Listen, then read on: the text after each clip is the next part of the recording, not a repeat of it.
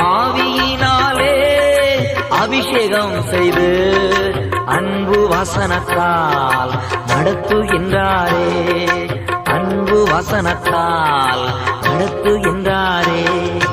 யார் என்னை கைவிட்டாலும் இயேசு கைவிட மாட்டார்.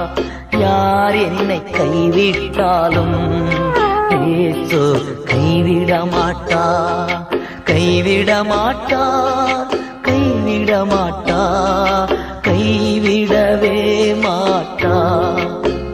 இயேசு கைவிடவே மாட்டார். யார் என்னை கைவிட்டாலும் இயேசு கைவிட மாட்டார்.